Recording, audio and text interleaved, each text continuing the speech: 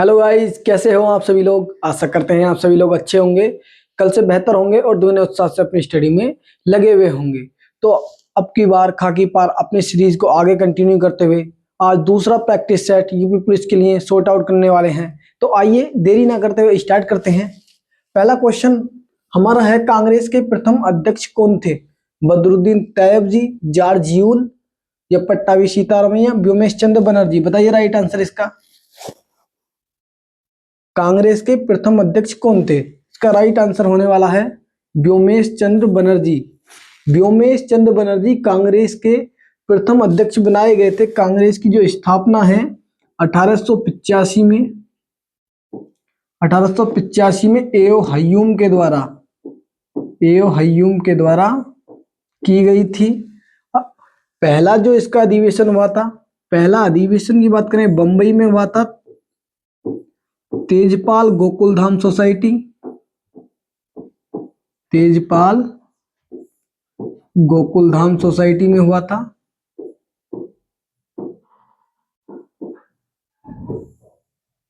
और इसी की अध्यक्षता व्योमेश चंद्र बनर्जी के द्वारा की गई थी। और इसके पहले अधिवेशन में टोटल 72 लोगों ने पार्टिसिपेट किया था। प्रथम अधिवेशन में 72 लोगों ने इसमें पार्टिसिपेट किया था। दूसरा, अगर आपसे पूछ ले जब कांग्रेस की स्थापना की गई उस समय पर गवर्नर कौन थे, तो गवर्नर जनरल उस समय अगर हम बात करें तो उस समय पर थे लॉर्ड डफरिन, गवर्नर जनरल थे।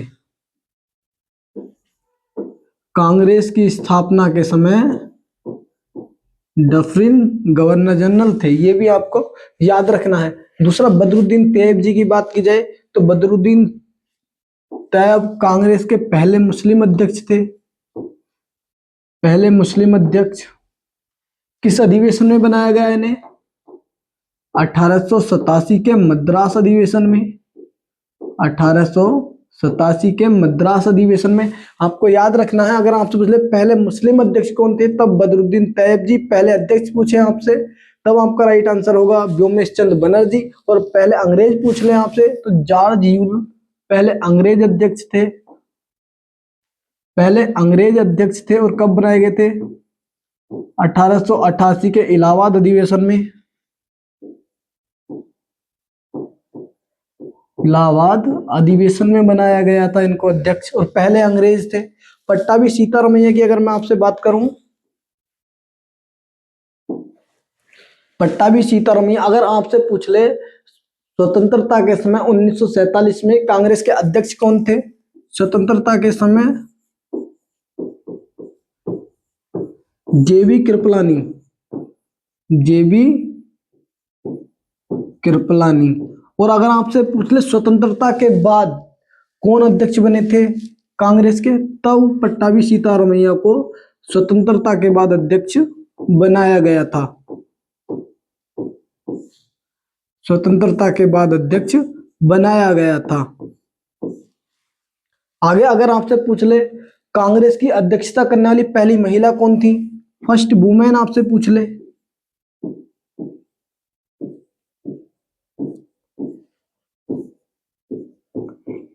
एनी बेसेंट पहली महिला थी, एनी बेसेंट। और पूछ ले पहली इंडियन महिला पूछ ले आपसे,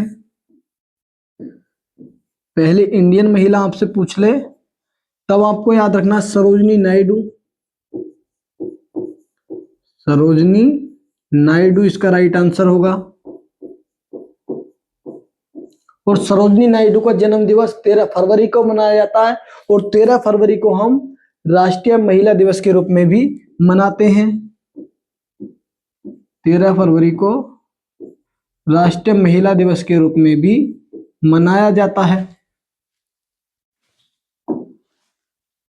ताजमहल का मुख्य वास्तुकार आर्किटेक्ट कौन था? Mirak Mirza Ghiyath, Edwin Lutyens, George Wittet, Ustad Ahmad Lahori. बताइए राइट आंसर इसका। ताजमहल के वास्तुकार की बात की जाए तो उस्ताद अहमद लाहौरी ताजमहल के वास्तुकार थे। वास्तुकार आर्किटेक्ट, आर्किटेक्ट से आप एक प्रश्न याद रखना,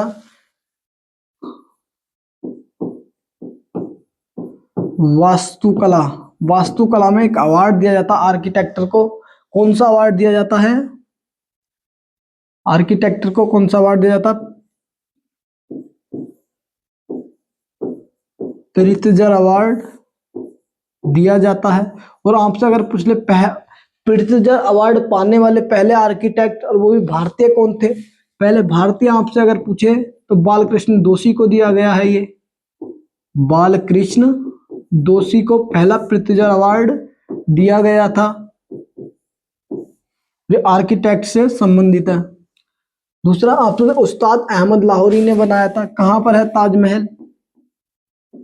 आगरा में है। इसमें जो सफेद संगमरमर का इस्तेमाल किया गया है, ताजमहल में सफेद संगमरमर का इस्तेमाल किया गया है, ये कहां से लाया गया था? मकराना खान राजस्थान से संगमरमर लाया गया था। मकराना खान राजस्थान से लाया गया था। दूसरा आपको याद रखना है, जो ये आपका ताजमहल है, ताजमहल में पित्रादुरा शैली का इस्तेमाल किया गया है। पित्रादुरा शैली का भी इस्तेमाल ताजमहल पर किया गया है। ताजमहल की दीवारों पर किया गया है। और पित्रादुरा शैली क्या होती है? तो पत्थरों पर जो सजावट की जाती है, फूल सुराही उराही या सजावट के लिए जो भी चीजें बनाई जाती हैं, उसे पित्रादुरा शैली कहा जाता है। यानी पत्थरों पर सजावट करना पित्रादुरा शैली में आता है। इसे ही पच्चीकारी शैली भी कहा जाता है। दूसरा अगर आपसे पूछे पित्रादुरा शैली किसके समय में सर्वाधिक फेमस हुई, तो शाहजहां के समय पर सर्वाधिक फेमस हुई थी। शाहजहां के समय पर। और ताजमहल को शाहजहां ने ही बनवाया अपनी पत्नी मुमताज महल की याद में। मुमताज महल की याद में बनवाया था। मुमताज महल की याद में बनवाया, ये भी आपको याद रखना है। मिराक मिर्जा गयात की अगर हम आपसे बात करें, तो मिराक मिर्जा गयात जो हुमायूं का मकबरा है, हुमायूं का मकबरा किस शैली में बना हुआ है? चार बाग शैली में बना हुआ है। चार बाग शैली में। और कहां पर है? दिल्ली में स्थित है। दिल्ली में स्थित है। बेगा बेगम के द्वारा बनवाया गया था। हुमायूं की पत्नी बेगा बेगम ने इसको बनवाया था। हुमायूं के मकबरे को हुमायूं की पत्नी ने बनवाया था। और इसके वास्तुकार कौन थे? मिराक मिर्जा गयात इसके वास्तुकार थे। एडविन लुटियंस की आपसे बात करें, इंडिया गेट का वास्तुकार कौन था? इंडिया गेट का वास्तुकार जो कि कहां पर है? दिल्ली में है। और एक युद्ध स्मारक के तौर पर इसको जाना जाता है। इंडिया गेट के वास्तुकार एडविन लुटियंस थे। और अगर जॉर्ज विटेट के बारे में आपसे पूछे, तो George Wittet gateway of India, gateway of India के वास्तुकार थे, जो कि कहां पर है? मुंबई में है। मुंबई में है। आपको इंडिया गेट और गेटवे ऑफ इंडिया से कंफ्यूज बिल्कुल नहीं होना। इंडिया गेट पूछे दिल्ली में, वास्तुकार एडविन लुटियंस, और गेटवे ऑफ इंडिया पूछे तो कहां पर है? मुंबई में है। और इसके वास्तुकार George Wittet, right answer. Delhi सल्तनत में दोहरा गुंबद बनाने की परंपरा की शुरुआत किसके मकबरे से मानी जाती है? सिकंदर लोदी का मकबरा, शाहदरा, एतमादुद्दौला का मकबरा, हुमायूं का मकबरा? बताइए इसका राइट आंसर क्या होने वाला है? सिकंदर लोदी का मकबरा डबल डोम यानी जो डबल गुंबद है उसका इस्तेमाल सिकंदर लोदी के मकबरे में किया गया है। और पहला वंश पूछ ले तो लोदी वंश में दोहरे गुंबद का इस्तेमाल किया गया है। लोदी वंश का संस्थापक की बात करें हम, तो बहलोल लोदी लोदी वंश के संस्थापक थे। बहलोल लोदी। और अंतिम शासक पूछे आपसे तो इब्राहिम लोदी। इब्राहिम लोदी लोदी वंश के अंतिम शासक हैं। इनका आपको याद रखना है। जो पानीपत का प्रथम युद्ध हुआ था, पानीपत का प्रथम युद्ध इब्राहिम लोदी और बाबर के बीच हुआ था। लोदी और बाबर के बीच ये युद्ध लड़ा गया था, जिसमें लोदी की हार हुई थी और बाबर ने मुगल वंश की स्थापना की। मुगल वंश की भारत में नींव पड़ी थी, ये भी आपको ध्यान रखना है। दूसरा, अगर हम बात करें सिकंदर लोदी की, तो सिकंदर लोदी ने आगरा शहर बसाया है। आगरा शहर सिकंदर लोदी ने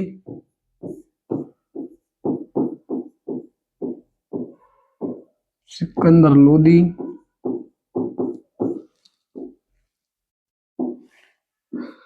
गज ए सिकंदरी पैमाना, अगर आपसे पूछ ले गज ए सिकंदरी पैमाना किसने चलाया था? गज ए सिकंदरी पैमाना सिकंदर लोदी ने ही चलाया। और ये जो अपनी कविताएं लिखता था, गुलरुखी, गुलरुखी टाइटल के नाम से लिखता था, गुलरुखी नाम से अपनी कविताएं लिखता था, ये भी आपको याद रखना है। शहादरा की बात करें तो ये कहाँ पर है? लाहौर में है। और जहांगीर का मकबरा है, लाहौर में जहांगीर का मकबरा है।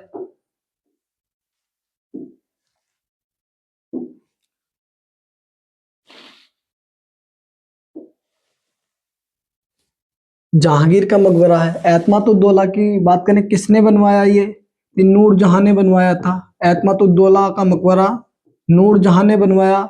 और इनके पिता गियास बेग का ये मकबरा है, गियास बेग का मकबरा है। और अगर आपसे पूछ ले भारत का बेबी ताजमहल किसे कहा जाता है, तो एतमातुद्दौला के मकबरे को ही भारत का बेबी ताजमहल कहा जाता है। भारत का बेबी ताजमहल एतमातुद्दौला के मकबरे को ही कहा जाता है। किसने बनवाया? जहांगीर की पत्नी नूरजहां ने बनवाया अपने पिता गियास बेग में। और पहली बार जो पच्चीकारी शैली है, पच्चीकारी पच्चीकारी शैली का इस्तेमाल इसमें किया गया है, ये भी आपको याद रखना है। हुमायूं का मकबरा कहाँ पर है? दिल्ली में है। मैंने आपको अभी बताया मिराक मिर्जा गियात हुमायूं के मकबरे के वास्तुकार हैं। मिराक मिर्जा गियात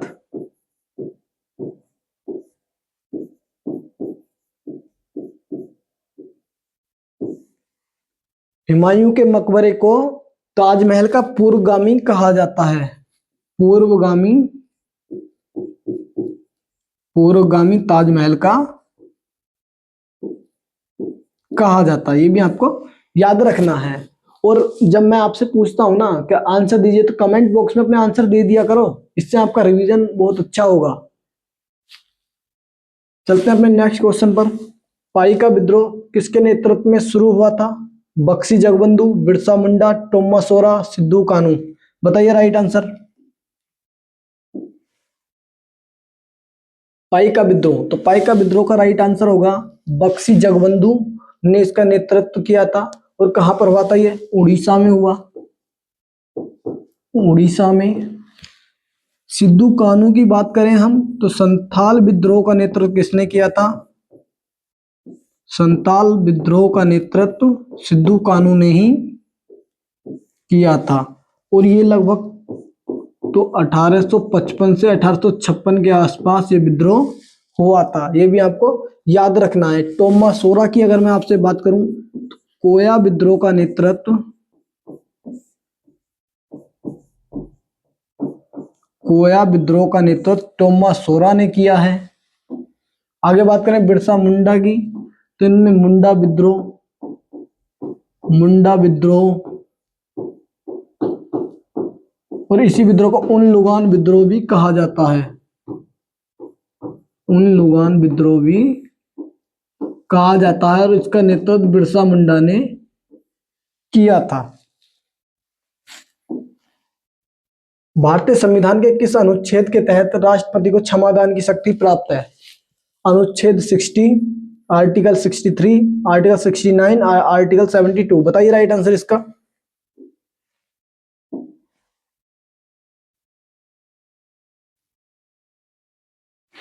इसका राइट आंसर होगा आर्टिकल 72। राष्ट्रपति की जो क्षमादान की शक्ति है आर्टिकल 72 में है। इसी से आप जोड़कर पढ़ना, कंफ्यूजन बिल्कुल नहीं होगा। राज्यपाल को भी क्षमादान की शक्ति है, राज्यपाल को भी क्षमादान की शक्ति है। और आर्टिकल 161 के तहत राज्यपाल की क्षमादान शक्ति है और राष्ट्रपति की आर्टिकल 72 के तहत है। दूसरा याद रखना, राज्यपाल जो मार्शल लॉ है, मार्शल लॉ और मृत्युदंड को समाप्त नहीं कर सकते, मृत्युदंड को समाप्त नहीं कर सकते, ये भी आपको याद रखना है। दूसरा, आपको अगर राष्ट्रपति के आर्टिकल की बात की जाए तो राष्ट्रपति का जो आर्टिकल है प्रेसिडेंट का वो 52 है, और अगर राज्यपाल के आर्टिकल की बात की जाए, किस आर्टिकल में राज्यपाल पद का प्रावधान है, तो आर्टिकल 153 में, और राष्ट्रपति आर्टिकल 52 में। और अगर आपसे पूछ ले राष्ट्रपति किस देश के संविधान से, तो हमने ब्रिटेन के संविधान से राष्ट्रपति का पद लिया है, ब्रिटेन के संविधान से हमने राष्ट्रपति का पद लिया है। अनुच्छेद 69 की अगर हम बात करें तो इसमें वाइस प्रेसिडेंट की शपथ का प्रावधान है, वाइस प्रेसिडेंट की शपथ का प्रावधान है। वैसे तो अगर ओवरऑल मैं आपसे बात करूं, तीसरी अनुसूची में लगभग सभी पदाधिकारियों की शपथ का प्रावधान है, लेकिन उसमें राज्यपाल, राष्ट्रपति और उपराष्ट्रपति की शपथ का प्रावधान नहीं है। आर्टिकल 59 में वाइस प्रेसिडेंट की शपथ है, आर्टिकल 60 में प्रेसिडेंट की शपथ का प्रावधान है, प्रेसिडेंट की शपथ का आर्टिकल 60 में प्रावधान है। और आपको याद रखना है आर्टिकल 63 में वाइस प्रेसिडेंट के पद का प्रावधान है, वाइस प्रेसिडेंट के पद का प्रावधान है, ये भी आपको याद रखना है। ऊपर दे रखा आर्टिकल 60 में मैंने लिखा है यहां पर प्रेसिडेंट की शपथ का प्रावधान, प्रेसिडेंट की शपथ का प्रावधान। कुछ आर्टिकल आप इसमें और याद रखना, जैसे आर्टिकल 123, आर्टिकल 123 के तहत राष्ट्रपति अध्यादेश जारी करते हैं। जब संसद का सत्र ना चल रहा हो और ऐसी स्थिति में अगर कानून बनाना जरूरी हो, तब राष्ट्रपति द्वारा अध्यादेश जारी किया जाता है, जो कि एक कानून की तरह ही काम करता है। आर्टिकल 23 में अध्यादेश है प्रेसिडेंट का अध्यादेश, प्रेसिडेंट। और अगर आपसे पूछ ले राज्यपाल के अध्यादेश के बारे में, आपसे पूछ ले राज्यपाल के अध्यादेश के बारे में अगर आपसे पूछ ले, तब आपका राइट आंसर होने वाला है आर्टिकल 213, आर्टिकल 213 में, आर्टिकल 213 में राज्यपाल के अध्यादेश का प्रावधान है। एक पॉइंट आप और याद रखना, आर्टिकल 129 भी याद रखना है आपको, जिसमें बताया गया सुप्रीम कोर्ट एक अभिलेख न्यायालय है, सुप्रीम कोर्ट एक अभिलेख न्यायालय है। और अगर आपसे पूछ ले हाई कोर्ट के बारे में, हाई कोर्ट भी एक अभिलेख न्यायालय है, और किस आर्टिकल में उसका प्रावधान है, आर्टिकल 215 में हाई कोर्ट भी एक अभिलेख न्यायालय है। इस तरह से आपको जोड़कर पढ़ना, ताकि आपको कंफ्यूजन बिल्कुल ना हो और ना ही आप भूले, ठीक है। आर्टिकल 129 में सुप्रीम कोर्ट एक अभिलेख न्यायालय है, और आर्टिकल 215 में हाई कोर्ट एक अभिलेख न्यायालय है। भारतीय संविधान में 9वीं अनुसूची किस संशोधन के द्वारा जोड़ी गई? पहला संशोधन 61वां कॉन्स्टिट्यूशनल अमेंडमेंट, 86वां संविधान संशोधन, 15वां संविधान संशोधन। बताइए राइट आंसर।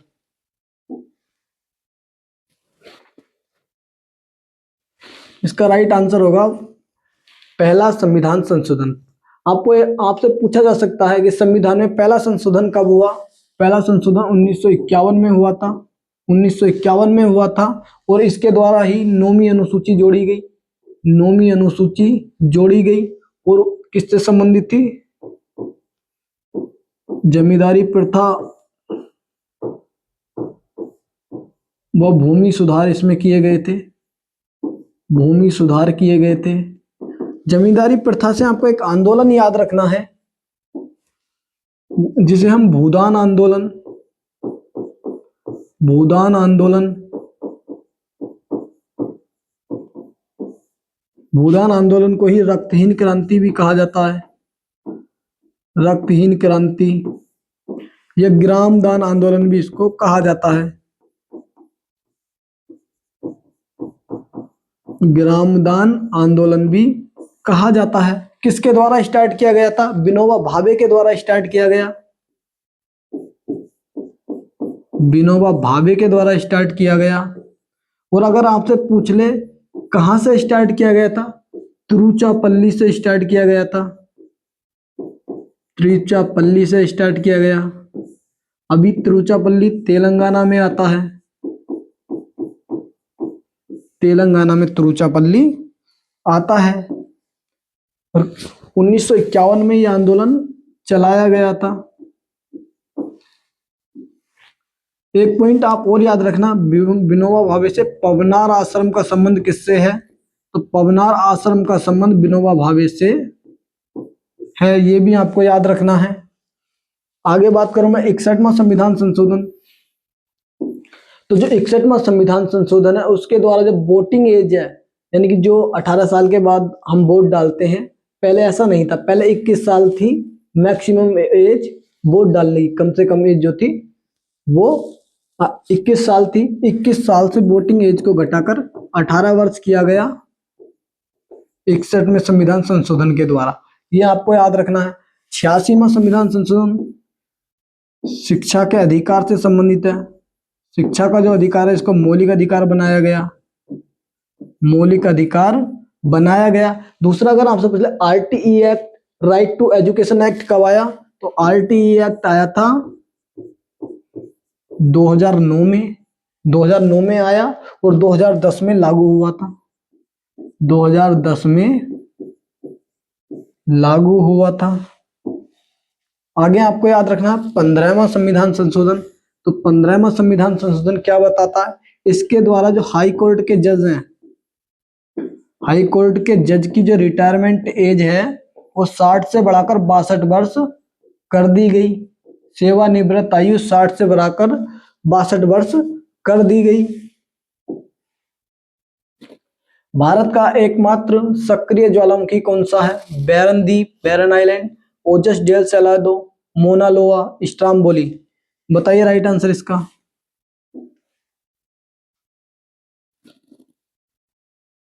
भारत का एकमात्र सक्रिय ज्वालामुखी के साथ ही दक्षिण एशिया का भी एकमात्र है, और इसका राइट आंसर है बैरन द्वीप।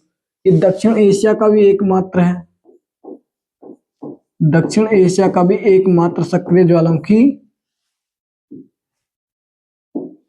बैरन है, जो कि अंडमान सागर में है, अंडमान सागर में है। और अंडमान सागर में ही नारकोंडम ज्वालामुखी है, नारकोंडम ज्वालामुखी है। और ये भी कहां पर है? तो ये भी अंडमान सागर यानी भारत का ही है, ये भी आपको याद रखना है। अगर ओजस डेल सैलाडो की अगर मैं आपसे बात करूं,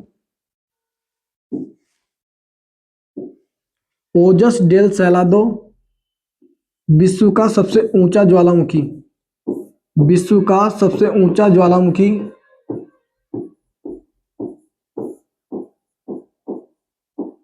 ऊंचा यानी ऊंचाई पर स्थित, विश्व का सर्वाधिक ऊंचाई पर स्थित ज्वालामुखी कौन सा है? तब आपका राइट आंसर होगा ओजस डेल सैलाडो। अर्जेंटीना और चिली की सीमा पर है, अर्जेंटीना और चिली की सीमा पर स्थित है। दूसरा आपको याद रखना कहां पर? तो एंडीज पर्वतमाला पर स्थित है, एंडीज पर्वतमाला पर। अगर आपसे पूछ ले कि विश्व की सबसे ऊंची चोटी कौन सी है, तो माउंट एवरेस्ट है, जो कि हिमालय पर्वत श्रृंखला में स्थित है। और अगर आपसे पूछे विश्व की सबसे लंबी पर्वत श्रृंखला कौन सी है, तो एंडीज पर्वत विश्व का सबसे लंबा पर्वत श्रृंखला है, विश्व की सबसे लंबी पर्वत श्रृंखला। कहां पर है ये? दक्षिण अमेरिका में है, दक्षिण अमेरिका में है। और इसकी सबसे ऊंची चोटी, अगर एंडीज पर्वत की सबसे ऊंची चोटी आपसे पूछ ले तो माउंट एकांगुआ है, माउंट एकांगुआ। माउंट एकांकगुआ है, ये भी आपको याद रखना है। आगे मैं आपसे बात करूं, विश्व का सबसे ऊंचा ज्वालामुखी पूछा है हमने, कौन सा? ओजस डेल सेलादो। और यदि आपसे पूछ ले विश्व का सर्वाधिक ऊंचाई पर स्थित सक्रिय ज्वालामुखी कौन सा है, सक्रिय अगर पूछ ले तब हमारा राइट आंसर होगा कोटोपैक्सी। कोटोपैक्सी, और ये कोटोपैक्सी ज्वालामुखी कहां पर है? इक्वाडोर में। इक्वाडोर में ये स्थित है। इक्वाडोर कहां पर है? ये भी दक्षिण अमेरिका में ही है। और विश्व का सर्वाधिक सक्रिय ज्वालामुखी कोटोपैक्सी है। विश्व का सर्वाधिक सक्रिय ज्वालामुखी सर्वाधिक ऊंचाई पर स्थित कोटोपैक्सी है, इक्वाडोर में है। और यदि ओवरऑल पूछे आपसे विश्व का सर्वाधिक ऊंचाई पर स्थित ज्वालामुखी, तब ओजस डेल सेलादो हमारा राइट आंसर होगा। मोना लोआ की बात की जाए, मोना लोआ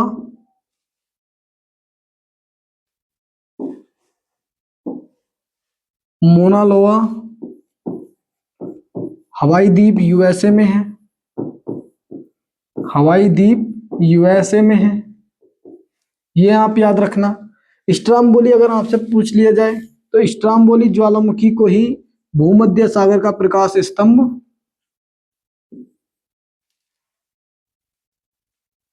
एक मिनट रुकना आप जरा।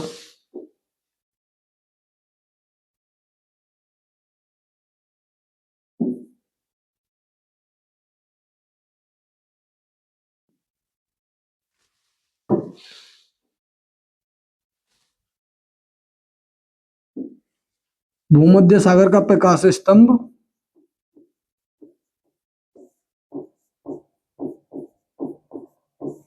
भूमध्य सागर का प्रकाश स्तंभ कहा जाता है।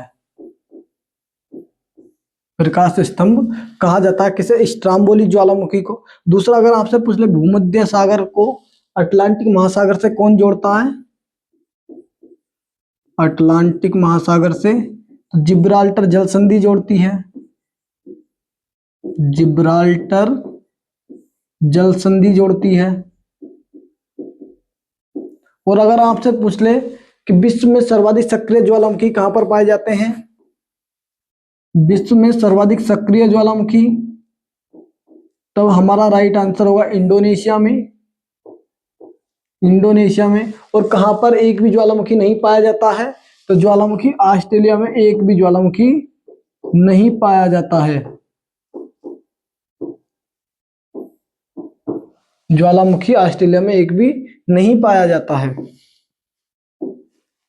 रेडियो तरंगे वायुमंडल की किस परत से वापस लौट आते हैं? ट्रोपोस्फीयर, स्ट्रेटोस्फीयर, आयनोस्फीयर या एक्सोस्फीयर? बताइए राइट आंसर इसका।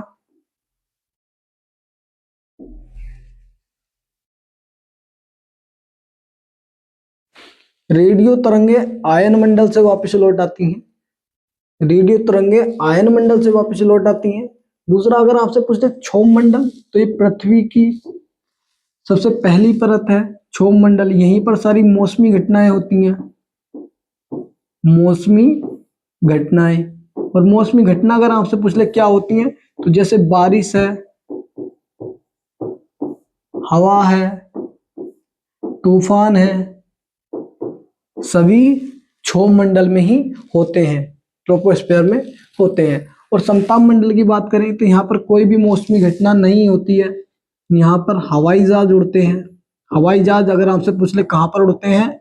समताप मंडल में उड़ते हैं। और समताप मंडल में ही ओजोन परत पाई जाती है, ओजोन लेयर पाई जाती है, जो कि सूर्य की यूवी रेज से हमारी रक्षा करते। जो सूर्य की अल्ट्रावायलेट रेज आती हैं उनसे हमारी रक्षा ओजोन परत करती है। और किस मंडल में पाई जाती है? समताप मंडल में पाई जाती है। क्षोभ मंडल और समताप मंडल के बीच एक सीमा होती है जिसे कहा जाता है क्षोभ सीमा। क्षोभ सीमा कहा जाता है। दूसरा आप याद रखना, जो उल्का पिंड आते हैं पृथ्वी की किस परत में या पृथ्वी की किस जगह पर वो आकर समाप्त हो जाते हैं? तो उल्का पिंड मध्य मंडल में आकर जल जाते हैं या समाप्त हो जाते हैं मध्य मंडल में आकर। ये भी आपको याद रखना। और इन उल्का पिंडों को ही आप जैसे बोलते हैं ना, टूटता हुआ तारा, कि तारा टूट गया, तो वो यही होता है उल्का पिंड, मध्य मंडल में आकर जल जाता है, समाप्त हो जाता है। और उल्का पिंडों से जो पृथ्वी पर झील का निर्माण होता है, क्योंकि गड्ढा कर देते हैं, और जब वहां पर जल भर जाता है तो एक झील का निर्माण हो जाता है। भारत में एकमात्र उल्का पिंड से बनी हुई झील कौन सी है? लोनार झील, महाराष्ट्र। लोनार झील कहां पर है? महाराष्ट्र में है, और उल्का पिंड से बनी है। ये भी आपको याद रखना है। निकट दृष्टि दोष को दूर करने के लिए किस लेंस का उपयोग किया जाता है?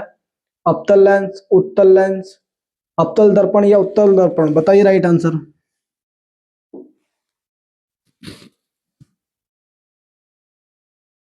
निकट दृष्टि दोष के लिए अवतल लेंस का इस्तेमाल किया जाता है। अवतल लेंस का इस्तेमाल निकट दृष्टि दोष में किया जाता है। और निकट दृष्टि दोष में क्या होता है? निकट की वस्तुएं साफ दिखाई देती हैं, निकट की जो वस्तु हैं वो क्लियर दिखाई देती हैं, और दूर की वस्तुएं साफ दिखाई नहीं देती। दूर की वस्तुएं साफ दिखाई नहीं देती, निकट की वस्तुएं साफ दिखाई देती हैं, उसे निकट दृष्टि दोष कहा जाता है। और अवतल लेंस का इस्तेमाल किया जाता है। उत्तल लेंस का इस्तेमाल दूर दृष्टि दोष में किया जाता है। दूर दृष्टि दोष में, दूर दृष्टि दोष में उत्तल लेंस का इस्तेमाल किया जाता है। ये भी आपको याद रखना है। आगे बात करें हम अवतल दर्पण की, तो अगर अवतल दर्पण की बात करें, छोटी चीजों को बड़ा करके देखने में, ये ट्रिक आप याद रखना, जो छोटा है उसे यदि बड़ा देखना है तो ऐसी स्थिति में अवतल दर्पण का इस्तेमाल किया जाता है। जैसे सेविंग मिरर होता है, सेविंग मिरर होता है, ये टॉर्च होती है, ये दूरबीन होती है। जैसे आप खुद विजुअलाइज कर सकते हैं इस ट्रिक के माध्यम से, क्योंकि जो सेविंग मिरर होता है, सेविंग कराई जाती है, छोटे छोटे बाल नहीं दिख पाते, तो उसमें अवतल दर्पण लगाया जाता। अवतल दर्पण से छोटे बाल जो नहीं नजर आते वो साफ उसमें क्लियर दिखाई देते हैं, इसलिए इसमें अवतल दर्पण का इस्तेमाल किया जाता है। उत्तल दर्पण की बात करें, बड़ी चीज को छोटा देखने के लिए, बड़ी चीज को छोटा देखने के लिए, कोई भी वस्तु हो सकती, कुछ भी हो सकता है, छोटा देखने के लिए उत्तल दर्पण का इस्तेमाल किया जाता है। जैसे साइड मिरर होते हैं ना, बाइक के मिरर होते हैं, गाड़ियों के मिरर होते हैं, उनमें इसका इस्तेमाल, उत्तल दर्पण का इस्तेमाल किया जाता है। दूसरा एक क्वेश्चन आप और याद रखना, अगर आपसे पूछ ले कि जब आंख दान की जाती है, आंख किसी को हम डोनेट करते हैं, तो ऐसी स्थिति में आंख का कौन सा हिस्सा दान किया जाता है? तो नेत्र दान में जो आंख का कॉर्निया होता है उसे दान किया जाता है, कॉर्निया को दान किया जाता है। और विटामिन ए की कमी से रतौंधी रोग होता है, ये भी आपको याद रखना है।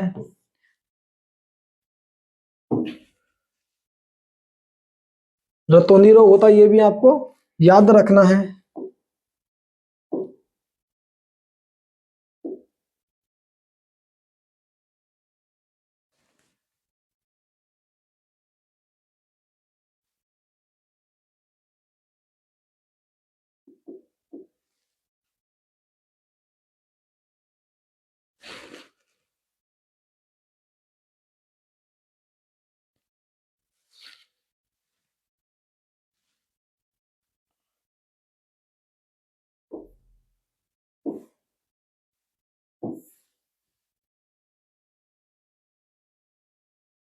एक मिनट रुकना आप जरा, मैं इसे देखता हूँ क्या है।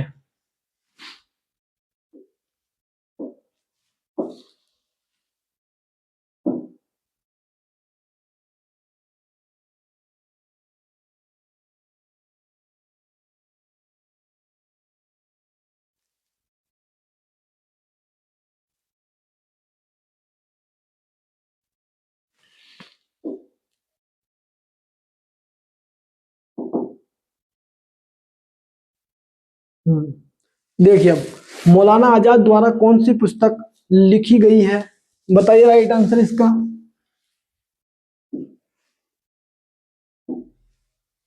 The broken wing, Ambedkar our life, the one cricketer my life and more, India wings freedom. बताइए मौलाना आजाद द्वारा कौन सी पुस्तक लिखी गई। तो इसका राइट आंसर होगा India wings freedom, Maulana Azad के द्वारा लिखी गई।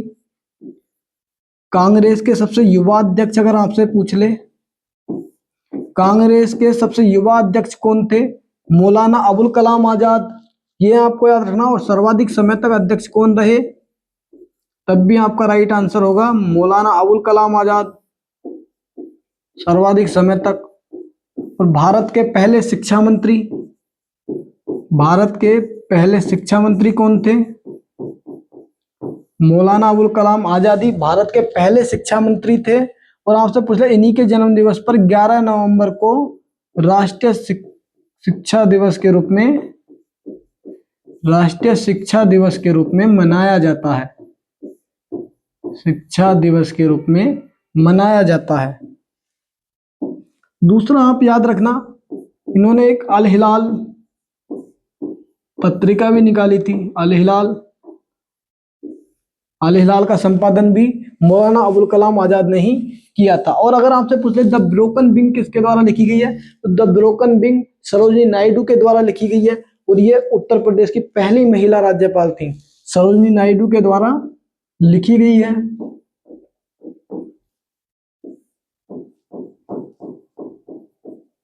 सरोजिनी नायडू।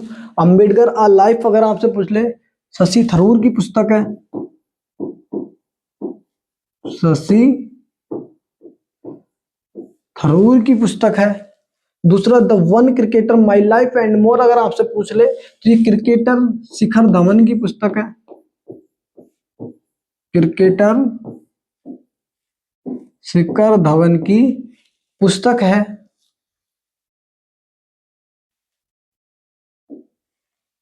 उत्तर प्रदेश में किस शहर को विधवाओं का शहर कहा जाता है, वृंदावन, बरेली, अलीगढ़, भदोही। बताइए राइट आंसर।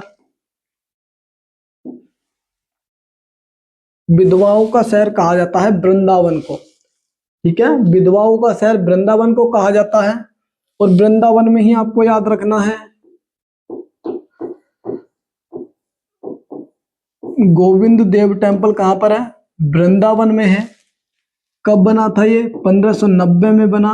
किसने बनाया, मानसिंह ने बनाया था, आमेर के राजा थे जो, मानसिंह ने बनाया, आमेर के राजा थे जो। और इसमें लाल बलुआ पत्थर का इस्तेमाल, लाल बलुआ पत्थर का इस्तेमाल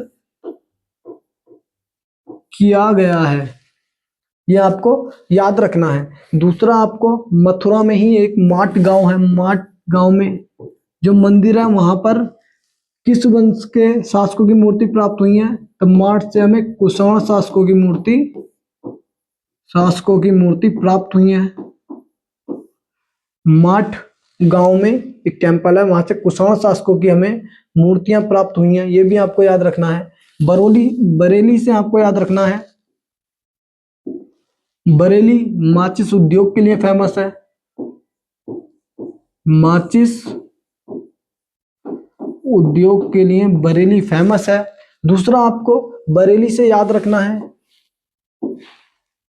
बरेली में ही राष्ट्रीय पशु चिकित्सा अनुसंधान संस्थान है।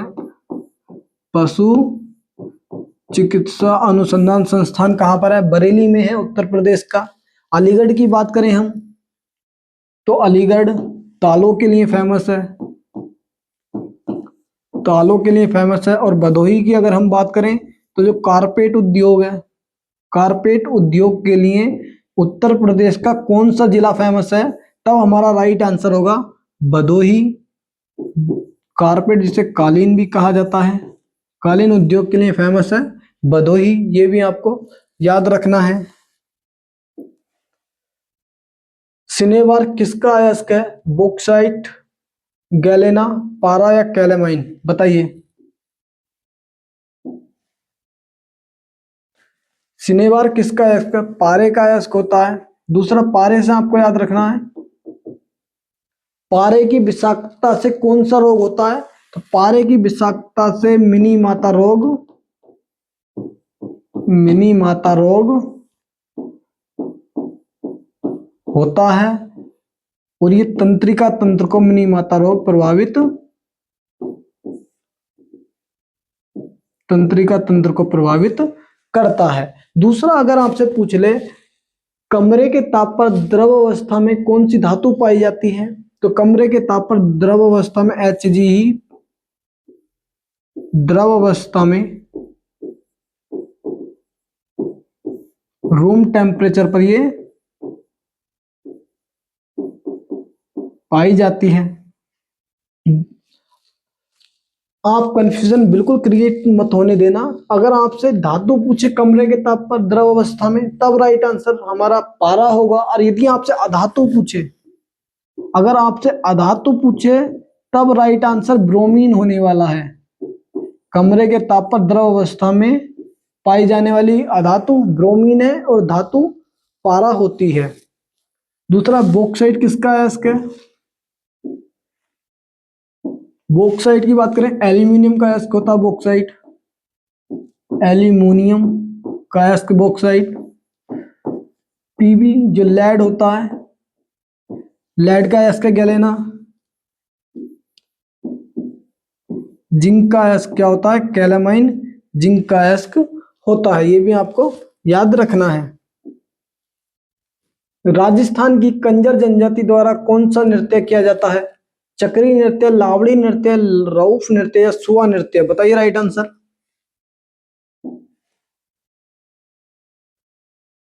राजस्थान की कंजर जनजाति द्वारा चक्री नृत्य किया जाता है, और इसका चक्री नाम क्यों है? क्योंकि ये एक गोल घेरे में इस डांस को किया जाता है। दूसरा आपसे अगर पिछले राजस्थान में और कौन से नृत्य है, तो राजस्थान में घूमर राजस्थान में किया जाता है, कालबेलिया राजस्थान में किया जाता है, कालबेलिया राजस्थान में किया जाता है। 13 ताली कहां पर राजस्थान में किया जाता है? 13 ताली। मंडई डांस भी राजस्थान में किया जाता है। कच्ची घोड़ी डांस भी कहां पर? राजस्थान में ही किया जाता है। कच्ची घोड़ी भी कहां पर? राजस्थान में ही किया जाता है। मंडई डांस कहां पर? राजस्थान में। आप मंडई डांस राजस्थान और गुजरात दो जगह पर किया जाता है, राजस्थान और गुजरात में किया जाता है। दूसरा आपको याद रखना है, मंडई से ही मिलता जुलता एक फेस्टिवल है, मंडई डांस से ही मिलता जुलता एक फेस्टिवल है। ये गलत है।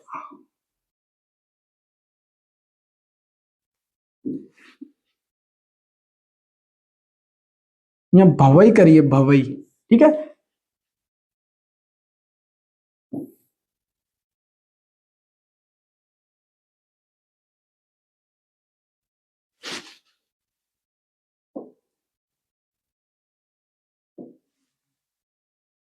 ये पता नहीं क्या दिक्कत आ रही है आज इसमें।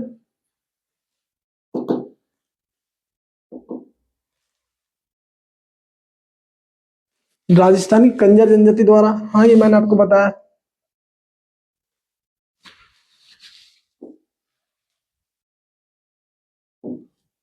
चक्री नृत्य किया जाता है। मैंने अभी आपको मंडई बता दिया था राजस्थान में, लेकिन मंडई राजस्थान में नहीं है, भवई राजस्थान और गुजरात में किया जाता है, जबकि मंडई छत्तीसगढ़ में किया जाने वाला फेस्टिवल है। भवई गुजरात और राजस्थान में, और मंडई कहां पर? मंडई फेस्टिवल है।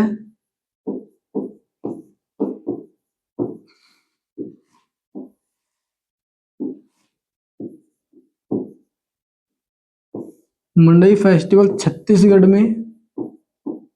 ये आपको याद रखना, भवई और मंडई से आपको कंफ्यूज नहीं होना। भवई गुजरात और राजस्थान में, मंडई छत्तीसगढ़ में किया जाता है, ये आपको बिल्कुल क्लियर रखना है। दूसरा जो कालबेलिया डांस है,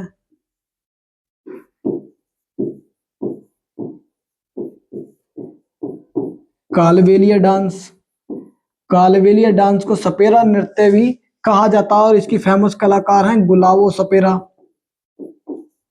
गुलाबो सपेरा कालबेलिया डांस को 2010 में यूनेस्को की इंटेंजिबल साइट में शामिल किया गया। ये भी आपको याद रखना है। 2010 में यूनेस्को की अमूर्त धरोहर में कालबेलिया को शामिल किया गया था। आगे मैं बात करूं लावणी की, तो लावणी कहाँ पर? महाराष्ट्र में किया जाता है। महाराष्ट्र में। राउ जम्मू कश्मीर में। सुआ नृत्य छत्तीसगढ़ में किया जाता है।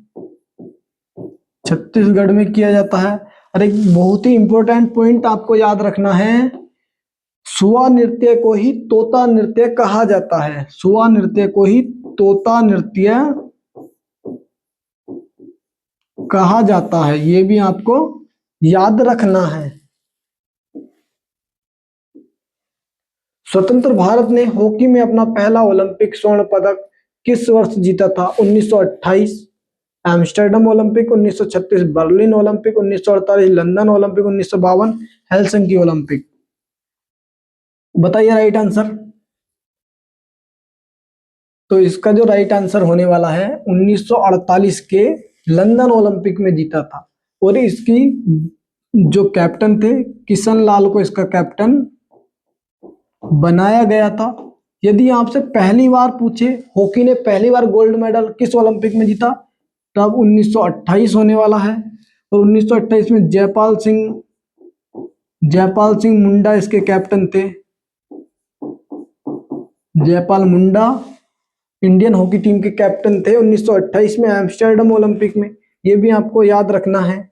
दूसरा भी 2024 में ब्रोंज मेडल जीता है हमारी हॉकी टीम ने। 2024 में ब्रोंज मेडल जीता है और उसकी कप्तानी हरमनप्रीत कौर ने की है। ये भी आपको याद रखना है, हरमनप्रीत कौर के द्वारा की गई है। 1936 में भी हमने गोल्ड मेडल जीता, 1932 में भी जीता। ये भी आपको याद रखना है। और हॉकी के फेमस खिलाड़ी ध्यानचंद के बारे में आपको याद रखना है। ध्यानचंद के बारे में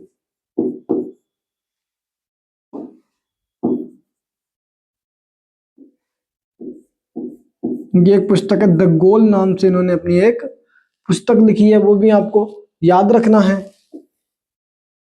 आज की क्लास का हमारा अंतिम प्रश्न, भारतीय संविधान में मौलिक कर्तव्यों फंडामेंटल ड्यूटीज को किस संशोधन के द्वारा जोड़ा गया? 42वां संविधान संशोधन, 44वां संविधान संशोधन, 101वां संविधान संशोधन, 97वां संविधान संशोधन। बताइए राइट आंसर। इसका राइट आंसर होने वाला है 42वां संविधान संशोधन। 1976 से मौलिक कर्तव्यों को जोड़ा गया था। टोटल 10 जोड़े गए थे और 51A में जो हमारा DPSP है उसमें इन्हें जोड़ा गया था। समिति पूछ ले, सरदार स्वर्ण सिंह समिति की सिफारिश पर जोड़ा गया। सरदार स्वर्ण सिंह समिति की सिफारिश पर मौलिक कर्तव्यों को जोड़ा गया था। और किस देश के संविधान से हमने लिए हैं? USSR के संविधान से मौलिक कर्तव्यों को लिया गया। और वर्तमान में कितने मौलिक कर्तव्य हैं? वर्तमान में 11 मौलिक कर्तव्य हैं। और 11वां जो शिक्षा है, और इसे किस संविधान संशोधन से? तो 86वां संविधान संशोधन से इसको जोड़ा गया। ये भी आपको याद रखना है। आगे बात करूं 44वां संविधान संशोधन।